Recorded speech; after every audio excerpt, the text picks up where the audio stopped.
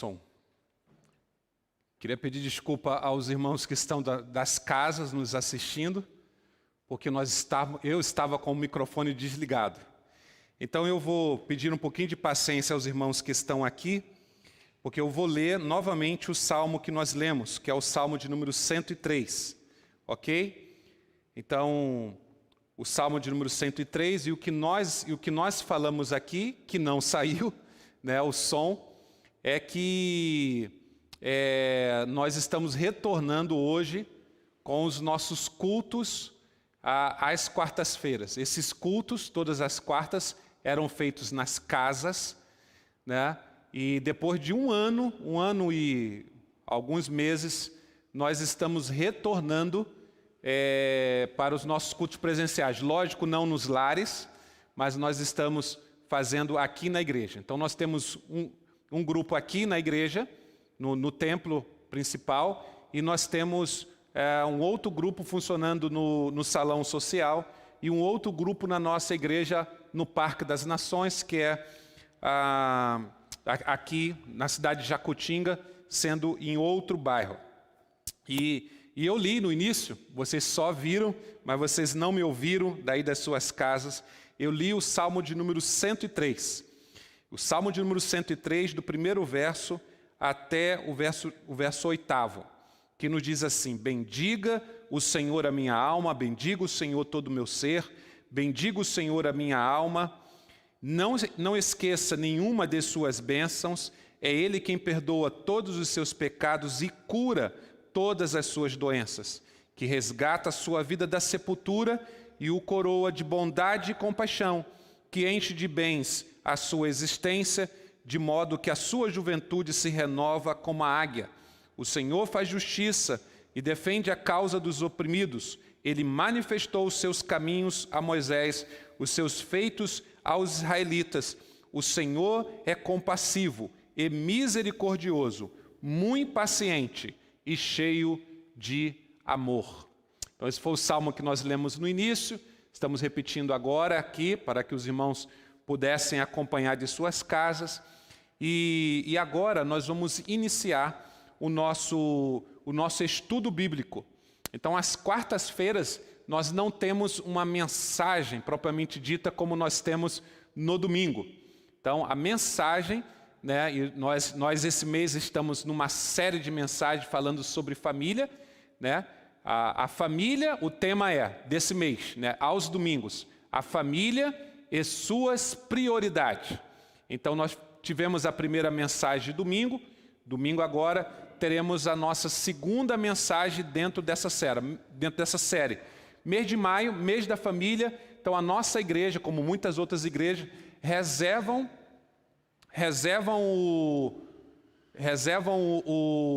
esse mês de maio para nós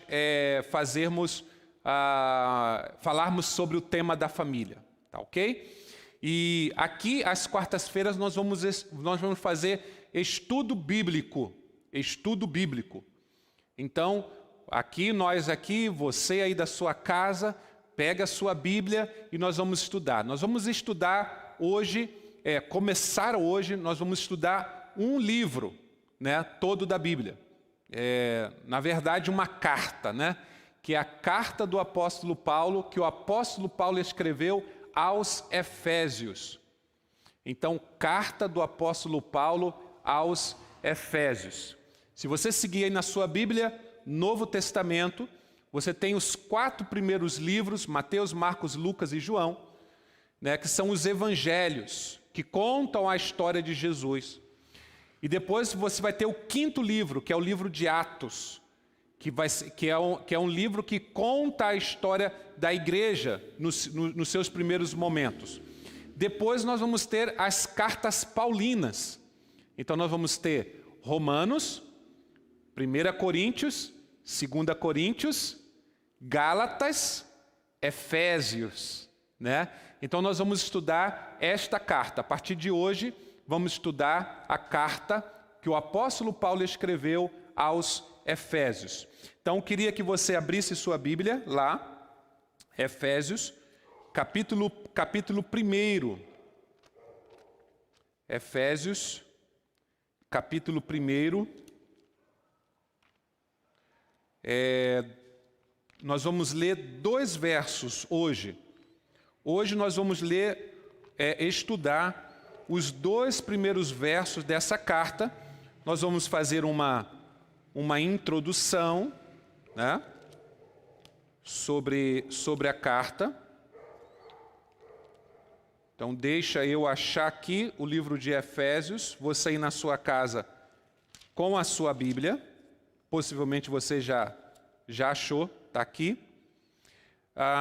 E então nós vamos fazer a leitura desses 2 primeiros versos.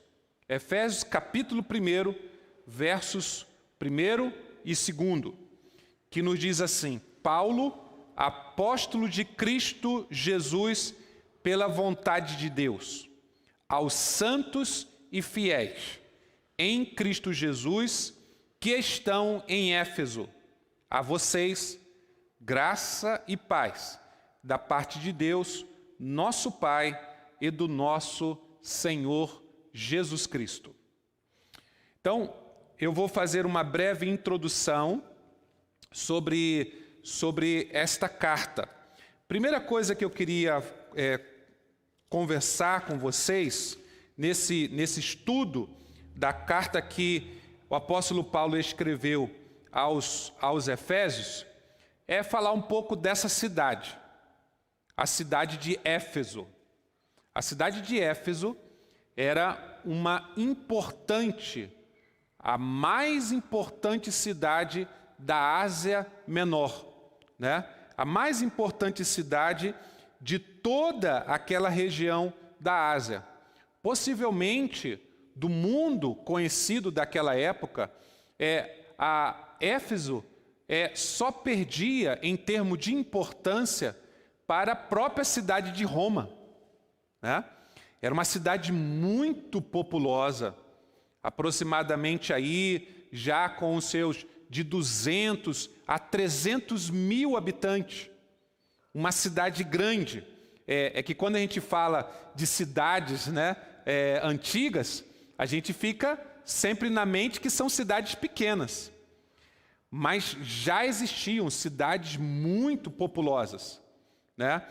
E essa cidade, a cidade de Éfeso, onde está essa igreja, depois nós vamos falar sobre a igreja que está ali, era uma cidade que tinha muita ostentação. Eles tinham muito orgulho da cidade. E muitos monumentos, muitas construções.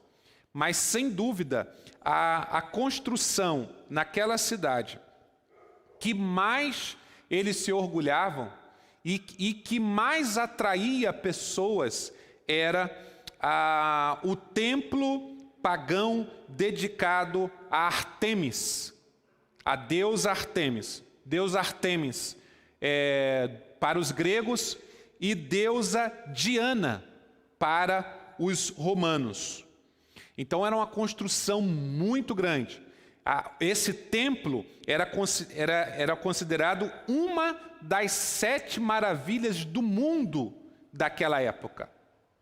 Então havia toda essa ostentação, este orgulho, né, de que daquela cidade por aquela construção.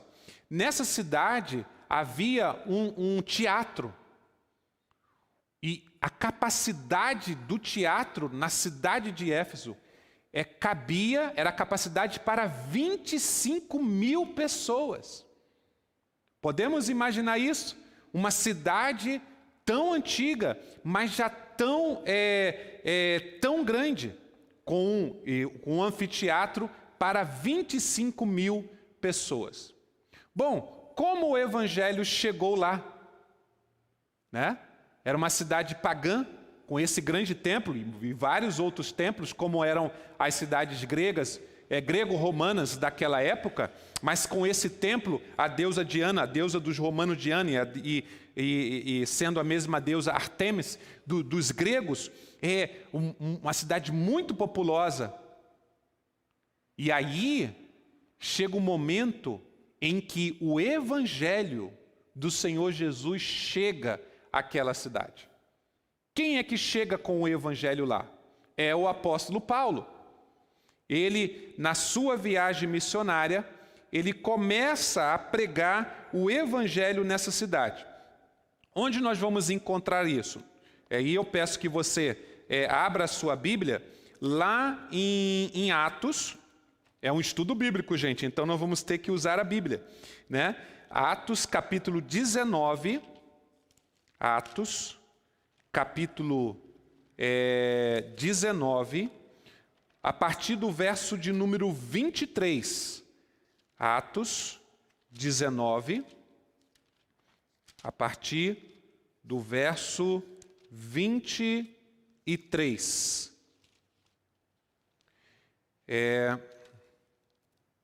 Nós temos o seguinte: naquele tempo houve um grande tumulto por causa do caminho. Do caminho era como eram chamados cristãos, possivelmente porque eles diziam: Jesus é o caminho. E aí eles ficaram conhecidos como o povo do caminho.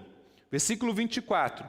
Um ourives chamado Demétrio, que fazia miniaturas de prata do templo de Artemis ou Diana, né, que dava muito lucro aos artífices, reuniu-os com os trabalhadores dessa profissão e disse: Senhores, vocês sabem que temos uma boa fonte de lucro nesta atividade e estão vendo e ouvindo como este indivíduo, quem? Paulo, está convencendo e desviando grande número de pessoas aqui em Éfeso e em quase toda a província da Ásia. Então, vocês perceberam, Éfeso é a cidade e toda a província é, então, a Ásia. Diz ele que deuses feitos por mãos humanas não são deuses. Não somente há o perigo de nossa profissão perder sua reputação, mas também de o templo da grande deusa Artemis ou Diana cair em descrédito e de a própria deusa adorada em toda a província da Ásia e em todo o mundo ser destituído de sua majestade divina. Então aqui nós temos, quando o apóstolo Paulo, você lê todo o capítulo 19, você vai ver ele chegando e ele pregando o evangelho, e o evangelho naquela grande cidade, uma pequena mensagem, um homem só, falando o evangelho, como o evangelho sendo o poder de Deus, vai então alcançando pessoas, a ponto do Demétrios aqui, que é esse ourives, que fazia as estatuetas da deusa e ganhava muito, porque vinha gente de todo mundo àquela cidade, a ponto dele ter medo, ele temer que a sua profissão, ele perca lucro e a própria deusa caísse em descrédito. Então, o texto segue, nós não vamos ler. Paulo é então levado para esse teatro que eu falei, com a capacidade de 25 mil pessoas, e ali, milagrosamente, Paulo consegue escapar com vida, porque eles querem tirar a vida do apóstolo Paulo. Bom, aonde nós vamos encontrar novamente a menção a esta cidade? Nós vamos encontrar no livro de Apocalipse, né? Vocês vão lembrar lá, Apocalipse capítulo 2. Apocalipse, capítulo de número 2. Nós temos então a conhecida, as cartas, né? Aqui no capítulo 2 inicia as cartas às igrejas, às 7 igrejas da Ásia Menor.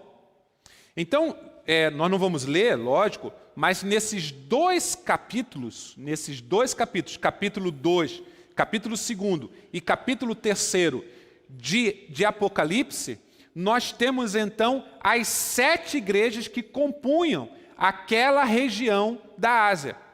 Só que aqui já passou algumas décadas desde que Paulo havia chegado lá com o Evangelho.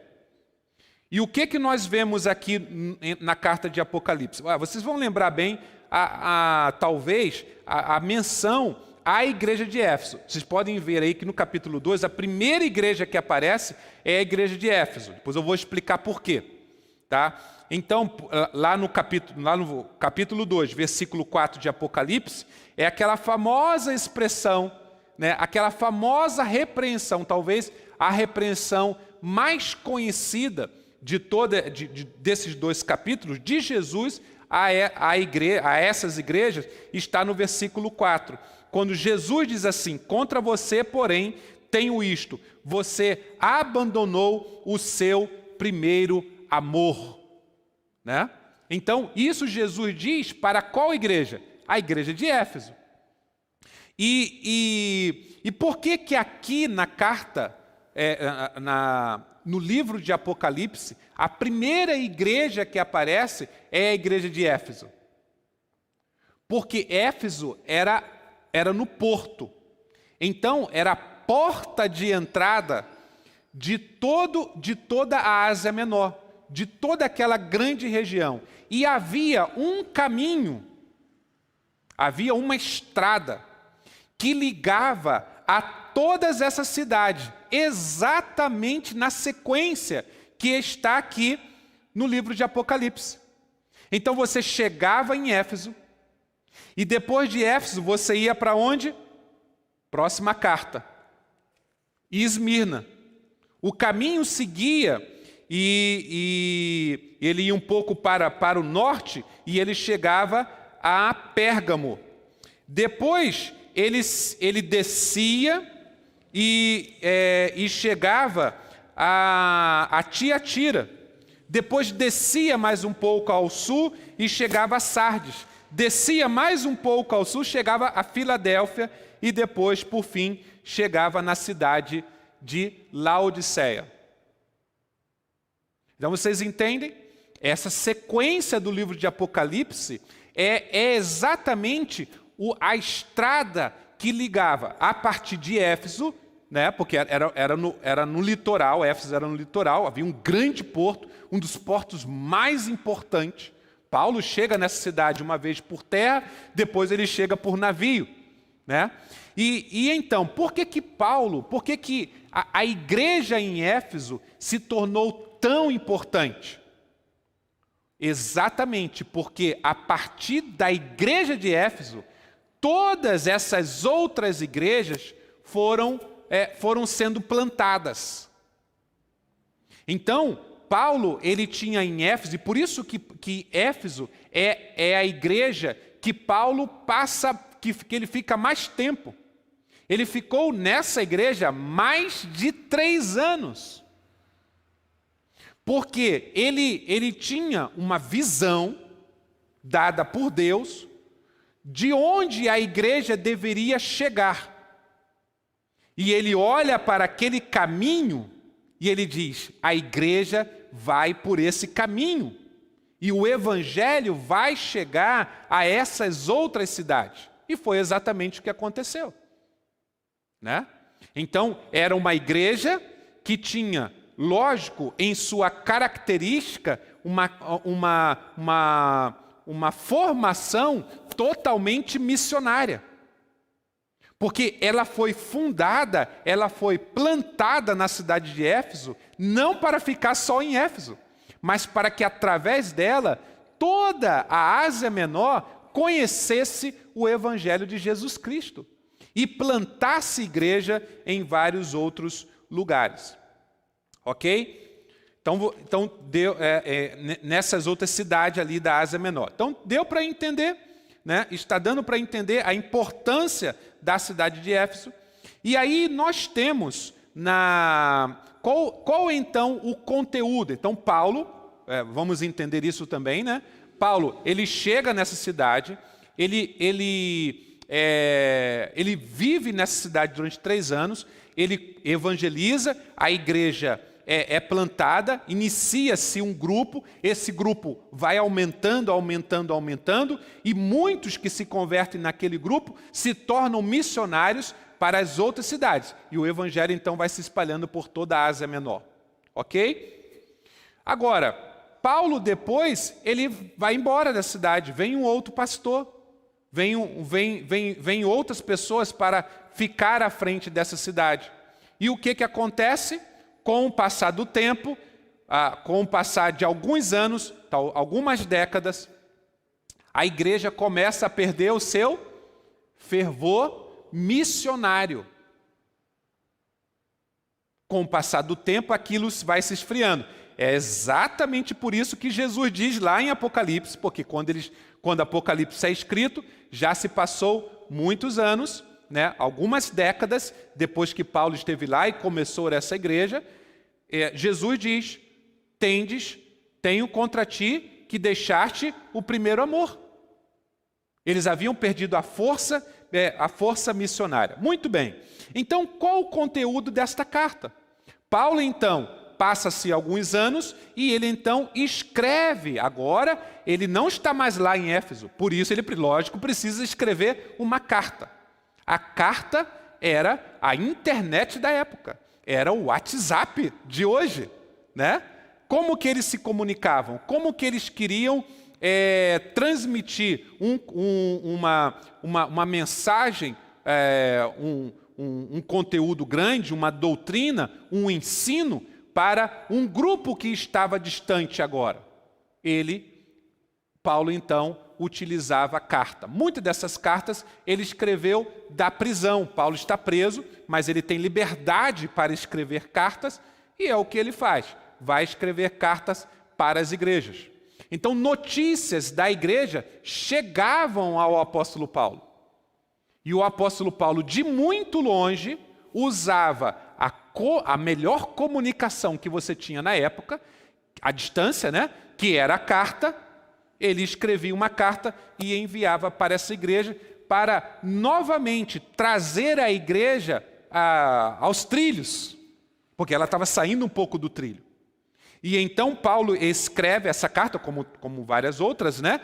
Mas especificamente essa carta à igreja de Éfeso. Então veja que interessante. Qual o pano de fundo? Qual o conteúdo geral desta carta de Éfeso? Diferentemente de várias cartas que o apóstolo Paulo escreveu, Efésios não lida com nenhum erro ou heresia em particular. Olha que interessante.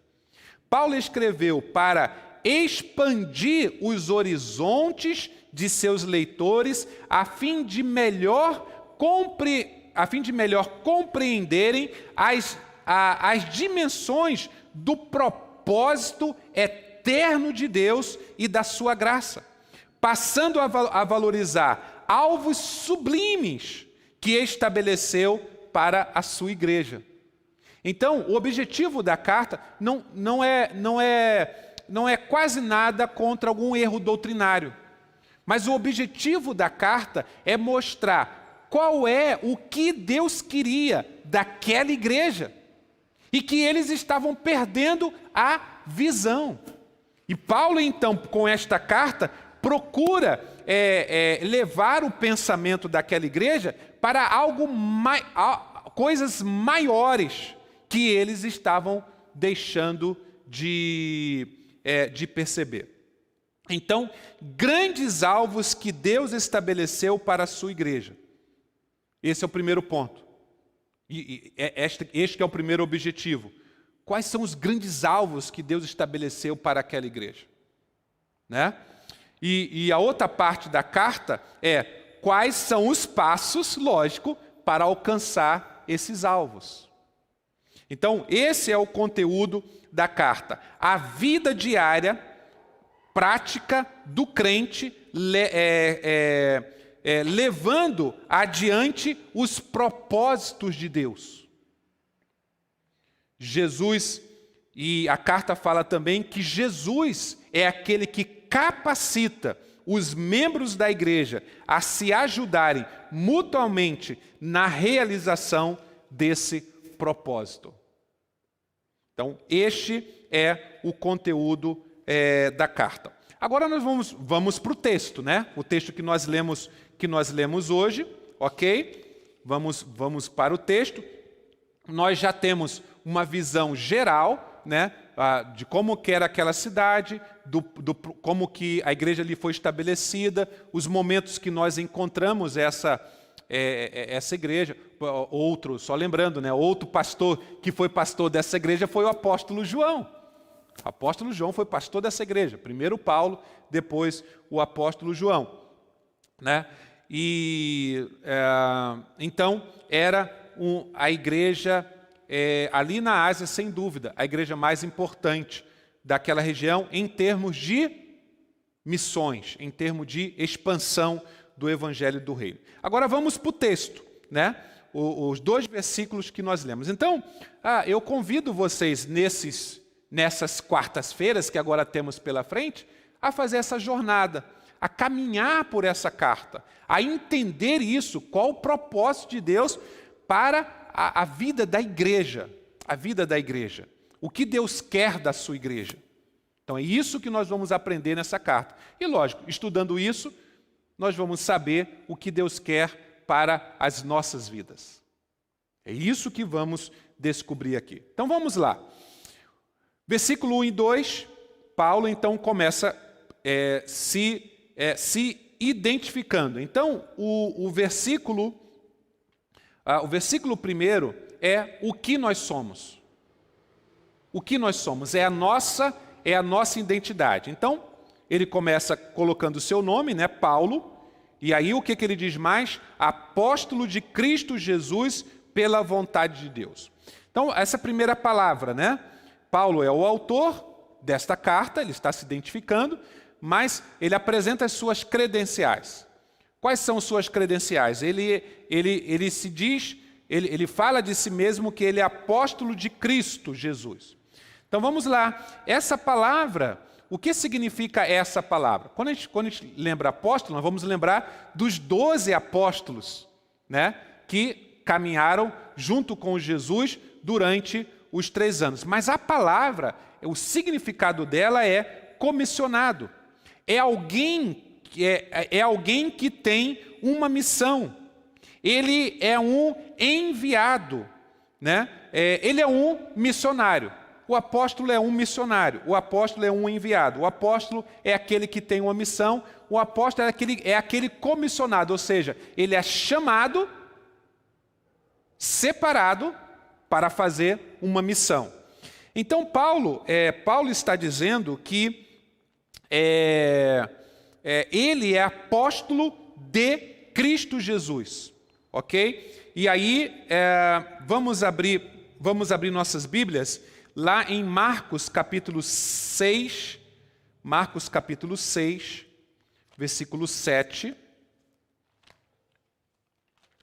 Evangelho de Marcos, capítulo 6, versículo 7. Que aqui sim está falando dos 12, tá? Mas eu queria destacar algo aqui. Marcos 6, 7 diz: chamando os 12 para junto de si, enviou-os de 2 em 2 e deu-lhes autoridade sobre os espíritos imundos.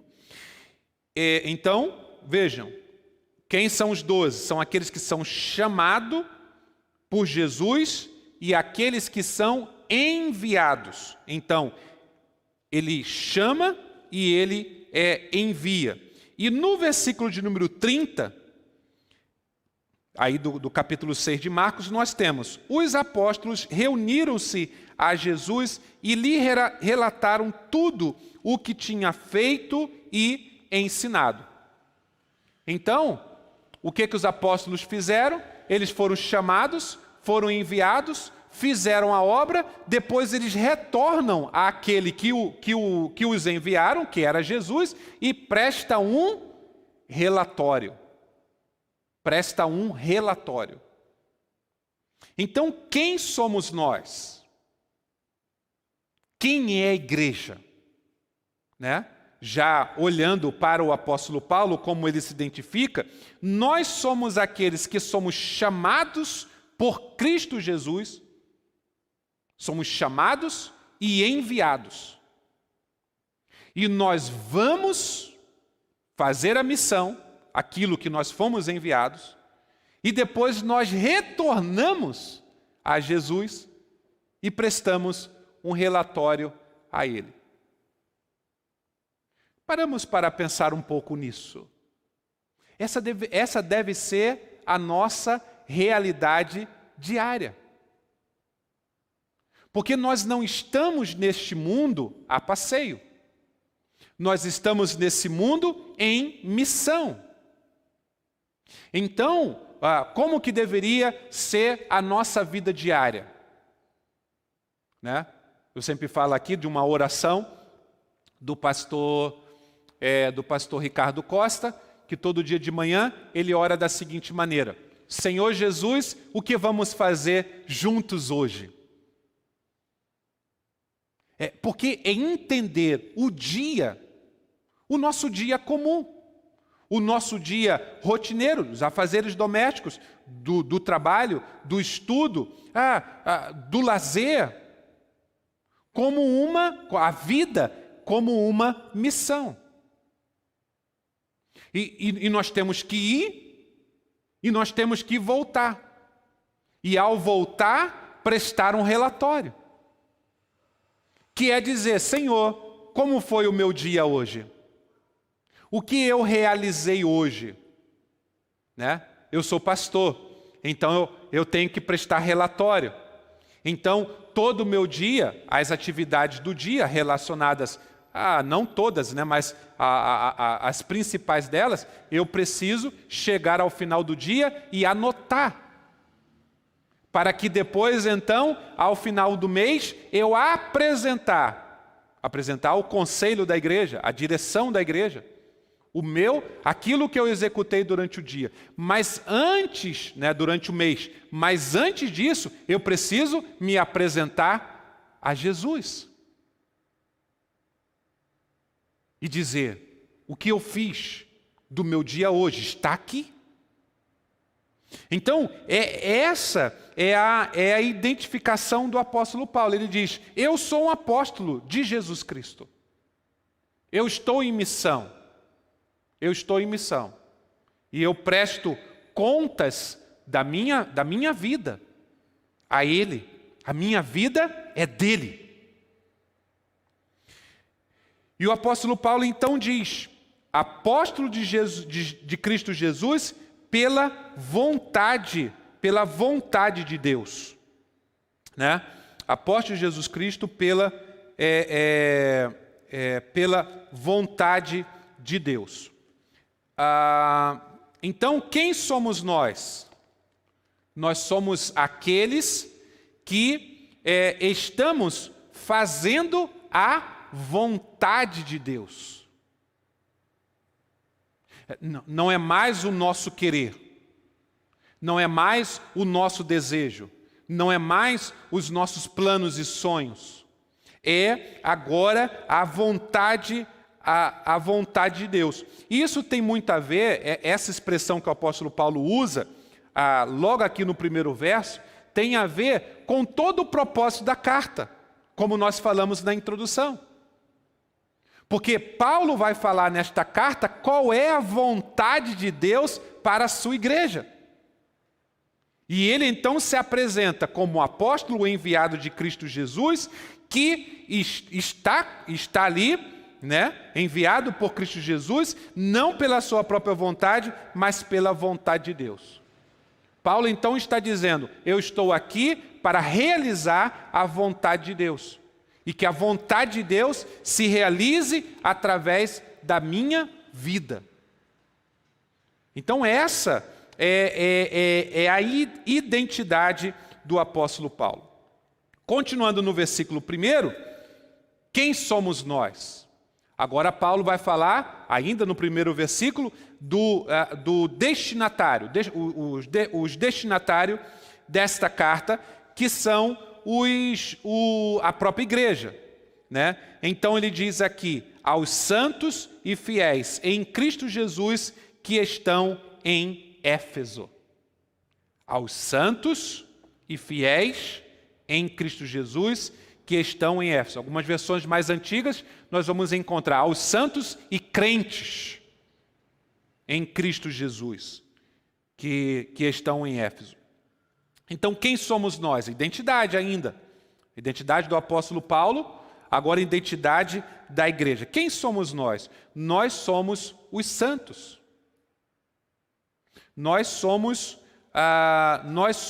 os santos. Quem são os santos? Os santos simplesmente é alguém que foi santificado pelo Espírito. Como todos os verdadeiros crentes são. Queria ler com os irmãos, nosso tempo está acabando, mas eu queria ler ainda com os irmãos, 1 Coríntios, capítulo 6, versículo 11. 1 Coríntios, capítulo 6.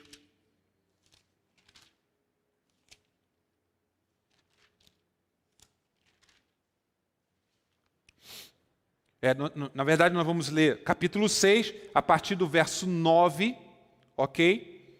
1 Coríntios 6, 9. O apóstolo Paulo, ele escreve assim: vocês não sabem que os perversos não herdarão o reino de Deus? Não se deixem enganar, nem imorais, nem idólatras, nem adúlteros, nem homossexuais, passivos ou ativos, outras versões mais antigas, né? Os afeminados, nem ladrões, nem avarentos, nem alcoólatras, nem caluniadores, nem trapaceiros herdarão o reino de Deus. E aí o apóstolo Paulo conclui dizendo o seguinte: assim foram alguns de vocês. Isso ele está falando para a igreja. Mas de vocês foram o quê? Lavados. Foram santificados, foram justificados no nome do Senhor Jesus Cristo e no Espírito de nosso Deus. Então, eles foram lavados, santificados e justificados.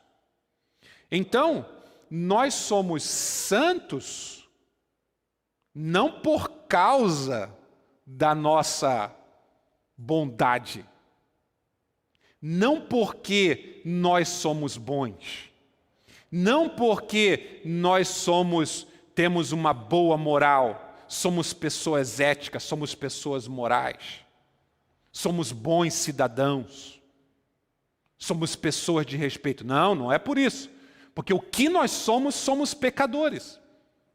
Nós precisamos, então, da lavagem, de sermos lavados pelo Espírito, por Jesus Cristo, pelo Espírito Santo de Deus. Nós precisamos ser santificados e precisamos ser justificados, tornados justos. Precisa haver uma transformação em nossas vidas. Então, a igreja, ela é composta não de pessoas perfeitas, mas ela é composta de santos. Por quê? Porque foram santificados. É isso que o apóstolo Paulo está dizendo. E como que vivem, então, os santos? Os santos vivem, todo crente, sem exceção, é, portanto, um santo e deve viver como tal. Né? No abandono do pecado, no abandono sempre, porque nós continuamos pecadores, mas na busca de abandonar o pecado e fazer a vontade de Deus. Isso não vem de nós, vem do próprio Deus. Então nós somos santos. E ele diz que nós somos santos e somos também fiéis. Né? Somos santos e fiéis. Quem são os crentes? São aqueles que têm um compromisso. Eles são compromissados. Eles são fiéis a Jesus. Fiéis a quê? Ao chamado. Fiéis à vocação. Fiéis àquilo que Deus quer realizar, ou aquilo que Deus está realizando em nosso mundo. Então, a vida, né, do crente é esse misto de santidade e compromisso. Santidade e fidelidade a Jesus Cristo, né? Então, nós terminamos aqui o primeiro verso. Vamos voltar quarta-feira que vem, para nós continuarmos, aí vamos chegar no verso 2. Hoje nós não vamos dar tempo, mas nós vamos ficar então com esta mensagem, né? Com esta mensagem para as nossas vidas. Qual é a nossa identidade? Qual é a nossa identidade? A identidade da igreja é uma identidade missionária ou missional, né? Missionária porque ela vai em todo canto. Missional porque ela vive diariamente a sua missão. Qual a identidade da igreja? A identidade da igreja dos crentes, nós somos aqueles que fazem a vontade de Deus. Qual é a identidade da igreja? A identidade da igreja é ser santa, é afastar-se cada vez mais do pecado e viver separados, né? Santo significa ser separado para viver para Deus. Qual é a nossa identidade? A nossa identidade é identidade do compromisso, da fidelidade, né? Então Paulo, ele está logo no início desta carta chamando a atenção daquela igreja para esta identidade. O versículo 2, vamos deixar para a semana que vem, nós vamos aprender o que nós temos, o que nós recebemos. E nós vamos falar sobre graça e paz. Mas isso quarta-feira que vem. Meus queridos irmãos e irmãs, eu queria que vocês guardassem essa palavra no coração de vocês e pensassem nela, como nós estamos vivendo, de acordo com o que nós somos, com a nossa identidade, com aquilo que nós somos, como temos vivido isso. Nós vamos fazer uma oração, nós vamos orar nesse momento pela nossa cidade, pelo nosso país. Eu sei que você tem alguma pessoa, né, que hoje está doente ou está aflita. Nós temos famílias enlutadas, nós temos muita gente depressiva, gente passando por lutas muito grandes, gente com pessoas que estão sendo assim, com dificuldades financeiras, lutas na sua vida financeira, né? E esse é o momento para nós orarmos. E eu queria que você aí da sua casa também, né, orasse ao Senhor nesta hora. Né? Nós estamos juntos, nós estamos separados fisicamente, mas estamos juntos no mesmo espírito. E esse tempo de oração, esses 5 minutos de oração que nós vamos ter, nós colocarmos, né, a nossa vida e a vida daquelas pessoas que nós conhecemos diante do Senhor. E pedir que esteja abençoando a cada um e Deus fazendo a sua obra. Vamos orar ao Senhor. Senhor nosso Deus, Pai querido, Deus eterno.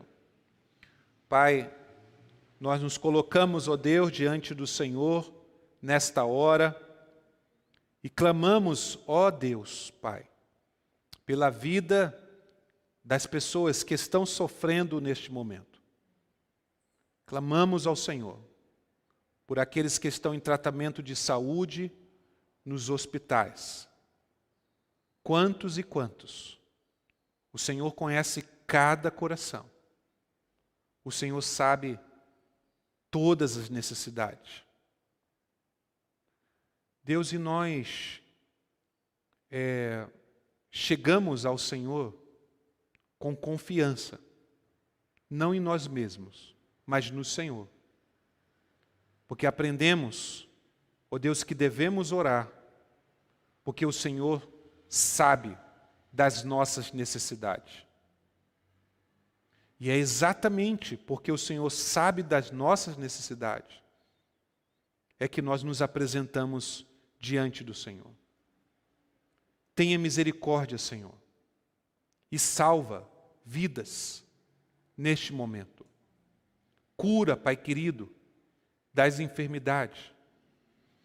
Ó Deus, faça isso, Senhor, para a Tua própria honra e glória. Ó Deus, e que muitas e muitas vidas não somente sejam curadas fisicamente, mas, ó Deus, venham a conhecer ao Senhor Jesus e terem as suas vidas transformadas. Pai, nós te pedimos por aqueles que estão aflitos, aqueles que estão depressivos, aqueles que estão angustiados. Ó Deus querido, alcance essas vidas nesta hora. E dá alívio, Pai querido, para as suas mentes. Esclarece, Pai querido, as suas mentes confusas nesta hora. E dá saúde também emocional, saúde para a alma. Ó Deus, levanta essas pessoas do seu abatimento. É o que nós te pedimos por essas vidas. Pedimos, Pai querido, por aquelas pessoas, aquelas famílias que estão enlutadas, perderam seus entes queridos. Deus, alcance esses corações.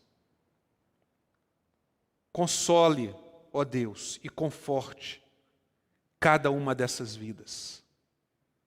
Elas precisam do Senhor.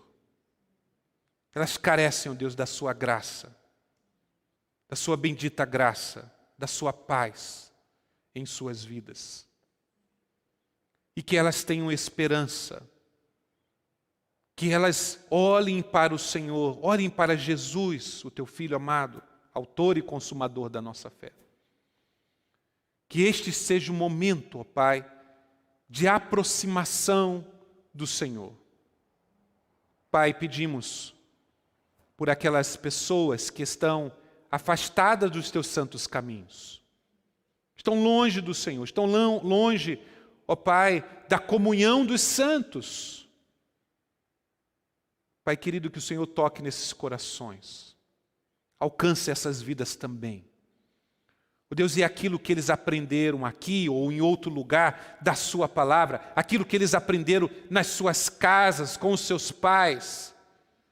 Ó Deus querido, que com o teu Espírito o Senhor esteja avivando, ó Deus, a chama. E eles novamente se levantem, ó Deus, de onde estão, ó Deus, e voltem, ó Deus, à comunhão da tua igreja. Restaura, ó Deus, essas vidas, ó Deus, para ti mesmo. Pedimos pelas famílias, pedimos pelos casais, pedimos pelos pais, pelos filhos. Ó Deus, derrama da tua paz sobre as famílias nesse tempo que estamos vivendo, e que haja reconciliação, perdão, amor, que volte, ó Deus, a alegria nos corações, nas famílias. Ó Deus, tu podes, e nós clamamos ao Senhor que tudo podes. Abençoa, ó Deus, as famílias da nossa igreja, da nossa cidade, das demais igrejas. Ó Deus, traga paz e união a essas famílias. Ó Deus, e que elas voltem novamente ao Teu chamado, que é ser bênção, ó Deus, para todas as nações. Ó Deus, pedimos pela Tua igreja, não somente esta aqui, mas todas as igrejas espalhadas pelo mundo. Ó Deus, que elas voltem, ó Deus, que o Senhor mesmo esteja despertando em nossos corações a chama do primeiro amor. O entendimento, ó Deus, do Teu chamado. O entendimento, ó Deus, do Teu chamado à santidade e à fidelidade a Jesus Cristo. Pai querido, lava-nos, purifica-nos, ó Deus, de todo pecado, e ó Deus, e aviva a Tua obra no nosso tempo, nos nossos dias, e que a Tua igreja avance, apesar das lutas e dificuldades que estamos vivendo nesses tempos, que a Tua igreja avance sobre as portas do inferno, ó Deus, e alcance pessoas, vidas, para Ti mesmo. Abençoa o Teu povo, abençoa a Tua igreja, abençoa as famílias, abençoa aqueles que estão precisando do toque especial, poderoso e bondoso das Tuas santas mãos. Nós oramos, agradecidos por tudo. Oramos em o nome de Jesus. Que o Senhor nos abençoe. Amém. Amém. Recebam a bênção, irmãos, que a graça maravilhosa do nosso Senhor e Salvador Jesus Cristo, o amor de Deus Pai, a doce consolação do Espírito Santo de Deus, recaiam sobre todo o povo de Deus aqui reunido, sobre a vida de cada irmão e irmã, sobre a vida de cada família e sobre todo o povo de Deus, espalhado sobre a face da terra, hoje e pelos séculos dos séculos. Amém e amém. Deus abençoe a sua vida. O pessoal que está em casa, eu acho que vai ter um recadinho aí para vocês. Fiquem mais um pouquinho. Deus abençoe a todos os irmãos.